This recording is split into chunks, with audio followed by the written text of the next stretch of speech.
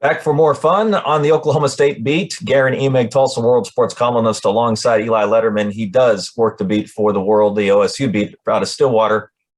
He's been busy covering, again, football and mostly men's basketball. A good week for the Cowboys on that front. We'll get to it eventually, maybe even hit some diamond notes related to OSU baseball and softball. But the football monster continues to need food, Eli, and you're providing it and content for the Tulsa World related to a couple of big stories, both of which we should probably talk about. One involving the defensive coordinator position, which remains officially, for now, open, and one involving a transfer portal, which has seen another prominent Cowboy enter it. So where do you want to go first?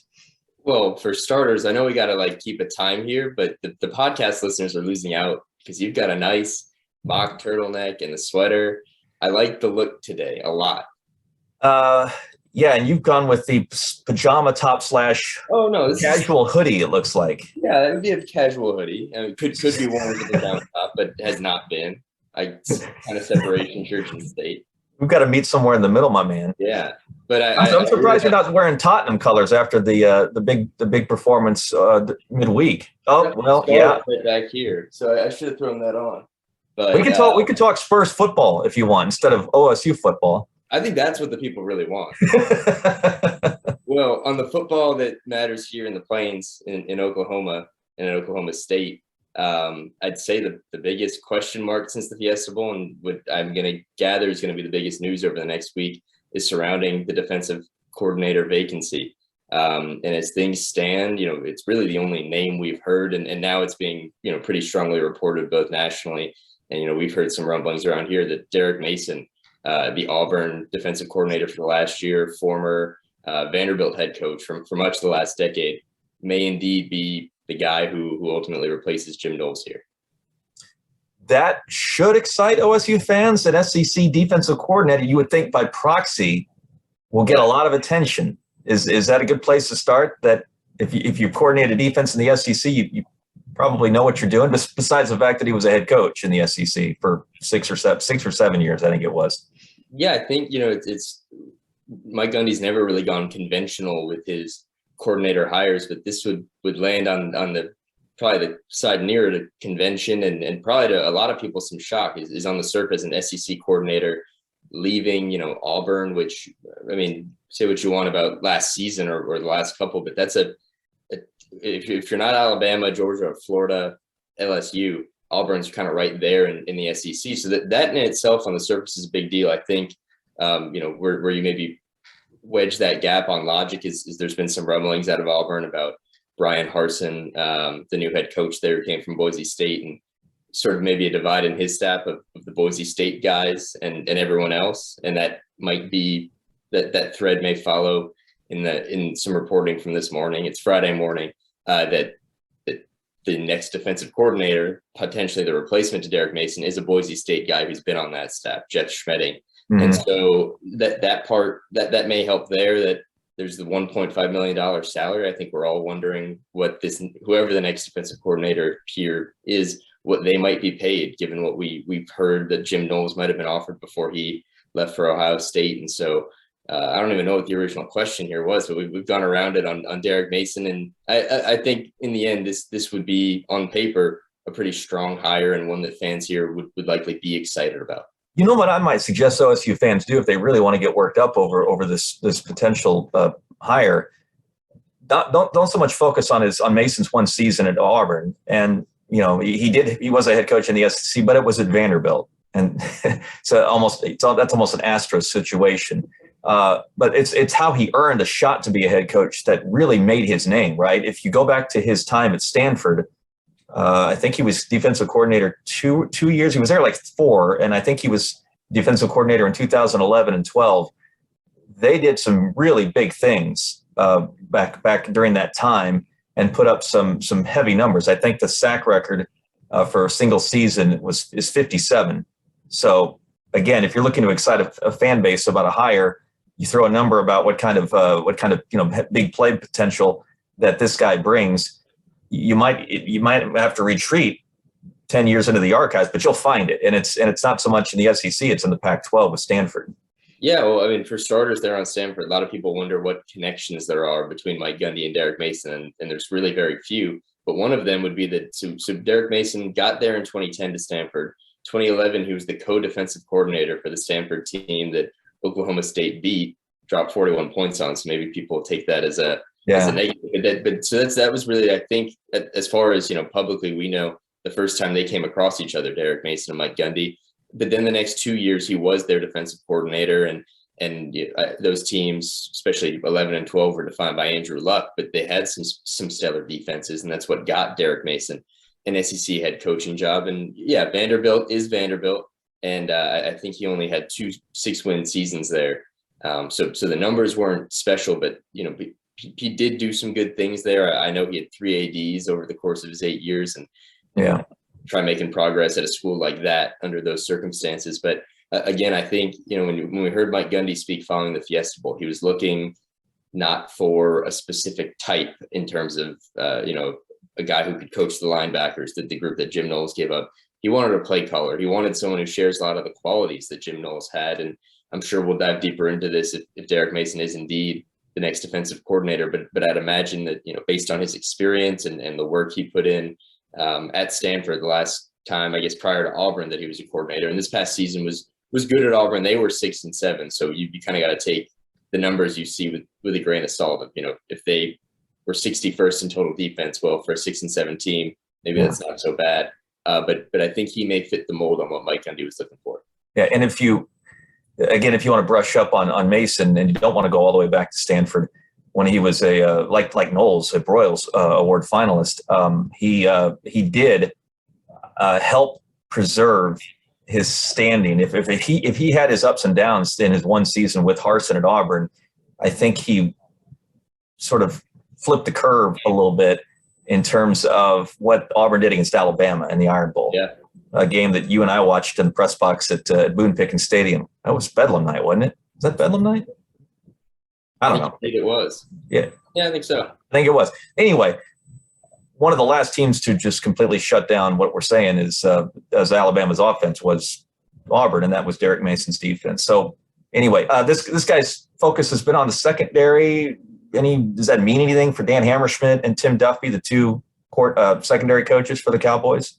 Yeah, I mean, that's probably the other part of where people have poked holes in some of the speculation is he's not, the opening on Mike Gundy's staff in terms of assistant roles is to coach linebackers, and Derek Mason's experience lies in the secondary, and that might prove quite important, as we'll probably get to. But right now, that's two of Mike Gundy's longest tenured assistants are Tim Duffy and Dan Hammerschmidt in the secondary. So I don't know if it's a case where Derek Mason would slot in at linebackers and maybe you bring in another assistant to assist there, and sort of in the mold of Coy McFarland. If you listen to Mike Gundy, he'd tell you that Jim Knowles only did so much with the linebackers and that Coy McFarland had a big role. And he obviously then followed Jim Knowles to Ohio State. But that's probably one of the question marks if this hire goes through is, does he just slot in there and they figure it out, or is there movement within the staff? And I touched on the first connection between Mike Gundy and Derek Mason, 2011 Fiesta Bowl. The second would have been the 2020 national championship. They shared the coach's film room. It was Mike Gundy, Derek Mason, Jeff Hafley from Boston College, and of course the music man Gary Patterson. And so they, who knows? And I think I've heard, Mike Gundy came away from that, not so much impressed, saying I'm going to make this guy my next defensive coordinator in a couple of years, but it seemed like they hit it off that night. Maybe worth revisiting that footage and sitting through. That was the LSU Clemson title game. So the game wasn't all that close, but it might be interesting to revisit that film room. Bring up Patterson. Now I want to spend 5 minutes talking about what happened in Austin this week. Gary Patterson joining Steve Sarkisian's staff. That might be worth a discussion, perhaps in the summer when we're really hunting for material, right? But let's stay on track instead. Let's stay with the OSU secondary and talk about players and depth chart, because it's good gracious, man. After Jason Taylor is now he's the one that's got probably the video of the Fresh Prince looking around the room and wondering where everyone went. Wasn't that, who was that before? That was Bernard-Converse. That's what I thought. Yeah. So yesterday, Bernard-Converse goes into the portal, and that was, we've talked a lot about, it's now up to 11 scholarship players from OSU in the portal, and still the bulk of that is not guys who were going to be contributors next year necessarily, but Bernard-Converse certainly was one. And a few weeks ago, after Colby Harvell-Peel declared for the draft, it was Bernard-Converse who had the Will Smith Fresh Prince meme or GIF. And I'm supposed to be the one who knows all the young person references. GIF or GIF? It's a GIF. GIF. Yeah. Maybe it's. No, I said GIF. You threw me off. But nonetheless, Will Smith pacing around the empty living room in the house in Bel Air. And that house is now emptier without Bernard-Converse because he's headed to the portal. I really think was going to be a key piece coming back in that secondary next year because Christian Holmes is out of eligibility. The safeties group is pretty thin now. Colby Harvell-Peel to the draft, Trey Sterling to the draft, Tanner McAllister to Ohio State. And I think they were really going to need and lean on, a third-year corner, fifth-year overall, but in the 2 seasons he's been at cornerback, Bernard-Converse has been great. And having him back both as a sense of stability and I'm sure some leadership would have been big, but now he's presumably headed elsewhere for his final season of eligibility, and it leaves Jason Taylor, who was probably the big pleasant surprise in the back end of the defense this year, but now he's kind of the resident elder, and I don't know what that says on the whole for the secondary next year. 2 names that came to mind immediately when we saw the Bernard-Converse bulletin: Corey Black and Jabbar Muhammad, right? Two guys who, as last year moved forward, again, everyone ended the year, especially kind of fixated on the safeties because that's where all the experience and the name power was. But as Holmes and Bernard-Converse asserted themselves on the corners, that happened. And then you also saw contributions from Black and Muhammad, Black especially, right? Because he stepped in for a lot of snaps that he did not on the perimeter. Yeah, and so do we focus more specifically on him with this development? Well, I mean, if you go all the way back to fall camp when it was Bernard-Converse as the top cornerback and that second spot was open, maybe it was always going to be the case that the veteran transfer linebacker Christian Holmes was going to claim that spot, but it was an open competition. I think those guys pushed him. They were both sophomores, Corey Black and Jabbar Muhammad. They pushed, and Christian Holmes went on and had his best season of college football. And so maybe that was always going to be the case, that he was going to be the guy. But behind him and filling in certainly at times were both of those guys. Corey Black probably to a larger extent. He had 3 fumble recoveries on the year. He kind of had that Jason Taylor touch of being at the right place at the right time. But then the Fiesta Bowl, it was all about Jabbar Muhammad. I think only Devin Harper and Malcolm Rodriguez had more tackles against Notre Dame than Jabbar Muhammad. So they've both shown flashes. Jim Knowles was really, really high on both of them, spoke about them as guys who had NFL qualities in terms of their athleticism and their size and speed. And so I think all that is there, and then they showed it in bits and pieces.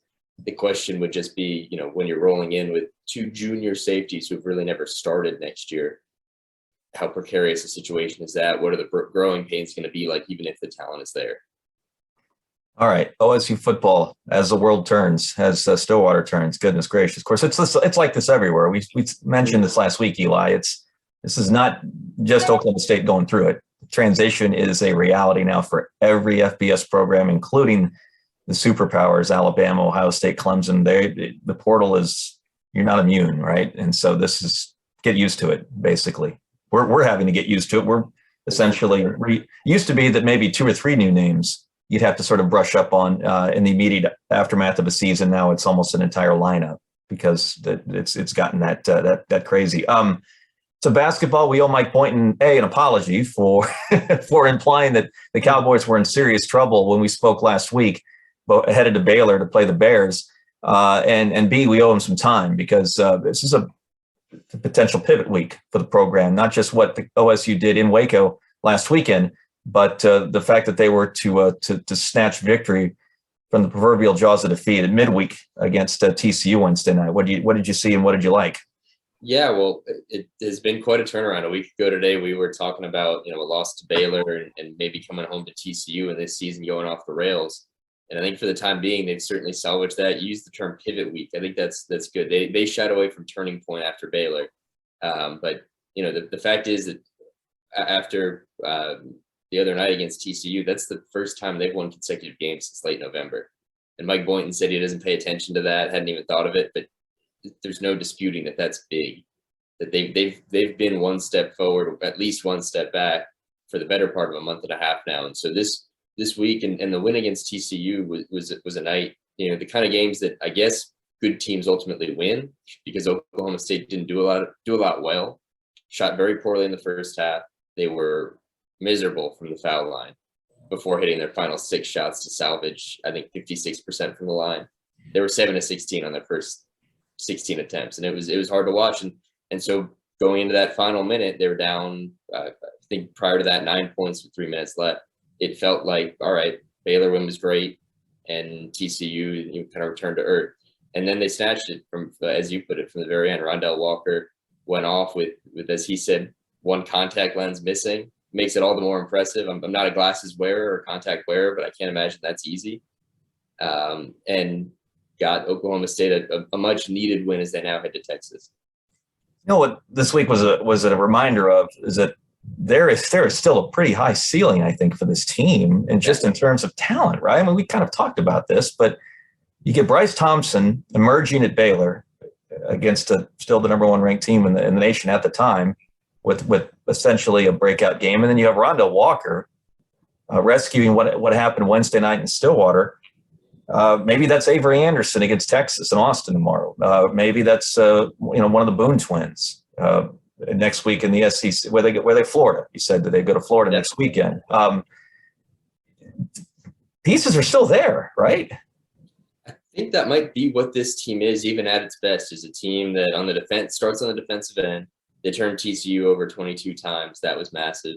They really contained Mike Miles. It sounds like he may be playing through an injury, but he came in averaging 16.9 points per game and started 0 for 10, didn't score until the 10-minute mark in the second half. So they did well on the defensive end. And then I think on the other side, it's getting whatever production they can get throughout the game, and then hoping that, on a bench, past the starting 5, on a bench that goes 5-6 deep, that one of those guys, because there is so much talent and so much ability, can do it for you on a given night. And it was Bryce Thompson at Baylor, it was Rondell Walker the other night, and even probably deserves some praise is Tyreek Smith, the Texas Tech transfer, right, and really stepped into Caleb Boone's role, and Caleb Boone is kind of his own story. Mike Boynton's just said he's a little lost right now, and it's just what he's working through. But Tyreek Smith has filled that void, and he had the crucial block in between the 3-pointer and Rondell Walker's free throws. That was as crucial as either of those two things from Rondell Walker. And so they're getting that. They're starting to get, I think, what we all thought from the role players and the guys who can step up on an individual night. But what I'd say is, they go to Texas, and we were saying it sitting up top, all the way basically in the rafters at Gallagher-Iba Arena the other night. We had no idea how that game was going to go with this Oklahoma State team. And I don't think I may not have a feel for them in any game the remainder of the season, because they just fluctuate so far in both directions. And so we'll see if they can cap off what will be a pretty tremendous week at Texas tomorrow with another win. Another team that you don't know what you're going to get out of night to night. That's Texas. I mean, they just lost at home to Kansas State.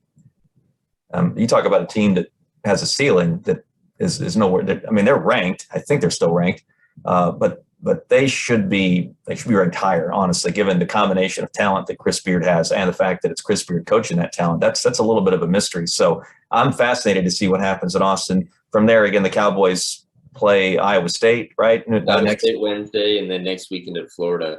And what's funny, I was on a radio show this morning, a Big 12 radio show, and they asked me who the worst team in the Big 12 was, men's basketball. And I just threw my arms up. Forget it. You would probably have said Kansas State, they're bottom of the league, but they can go beat Texas. And only above them in the conference is Oklahoma. And maybe I'm just not paying enough attention to the conference standings. I'm floored to find out that I guess they've just lost close games. But the bottom line is there is not a soft spot on anybody's schedule. If Kansas State isn't that, then there is not a soft team in this conference. I wrote a midweek column for The World on Porter Moser over at Oklahoma and did a little sniffing around the net rating, something I hadn't done much of because I hadn't really followed college basketball until now, and realized that the lowest rated, this was as of Wednesday, the lowest rated Big 12 team in the evaluation tool that's essentially the new RPI when it comes to rating teams, and that's as a tool is Kansas State. But they're 65, Eli. every other conference has a team in the 200s. I mean, every other Power Five. Yeah. I think the ACC is the only one whose worst team isn't in the 200s, and that's Pitt at 188. So that I'm still not sure there's a national championship contender in the bunch. Kansas at times looks the part. Baylor still with the roster turnover that Scott Drew has managed to still is plugging in stars to replace stars. I'm still not sure about that high end potential, but top to bottom, it's indisputable in terms of league strength.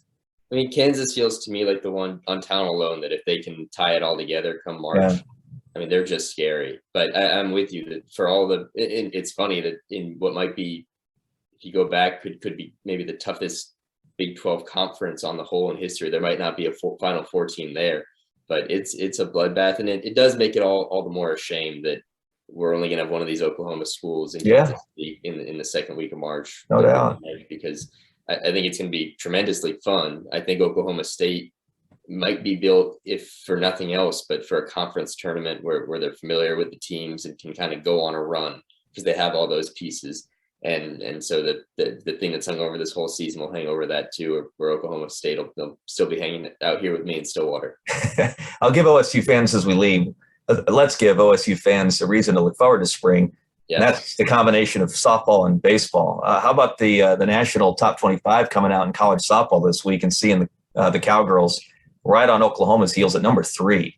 I guess that's not a surprise given what Kenny Gajewski has done with that program. But, man, you talk about reality setting in as to just how special the situation we have it around here when it comes to college softball. It's going to be an awesome softball season. I'm really stoked about that because you've got Oklahoma and all they've done and reigning national champions. But on their tails, as you said, is Oklahoma State. Is their highest preseason ranking from D1softball.com. And they finished second in the Big 12 preseason poll behind Oklahoma. And so expectations here are going to be sky high. And that's in part due to the talent they're bringing back, but also the flurry of transfers that Kenny Gajewski's been able to bring in. I mean, he essentially brought in Miranda Elish, one of the best pitchers in the conference from Texas, and one of the conference's best hitters from Kansas and Morgan Wynn. And he reinforced elsewhere. He's got a catcher from Florida. So a team that was strong last year and had its best finish in the Big 12 only got better. And so it's going to make for a fun spring season. Yep. Transfer portal works in mysterious ways, not just in college football, my friends. Ask Kenny Gajewski sometime about how you can both benefit and languish as a result. Mostly benefit if you're Gajewski. As I would point out to all college football fan base or college fan bases on the whole, transfer portal works both ways. Mm-hmm. Good message to leave with, don't you think? Who do the Spurs have this weekend? Chelsea. So we'll see if I'm feeling good. But maybe it'll be the moon. That'll send us into the international break. Into the transfer window. We'll be riding high. More transfer talk. All right. So we'll talk about how the Spurs came out next week, as well as more on the Cowboys, as Mike Gundy resettles the staff, maybe resettles his roster. We'll see how Mike Boynton's Cowboys did coming off another big week for them as they head toward the SEC Challenge weekend at Florida. Have a good week, Eli. We'll talk to you next week, man. All right. You too. Thanks for tuning in, folks. We'll be back with you on TulsaWorld.com as well as any podcast home that you might find convenient or available. Thanks for listening and watching.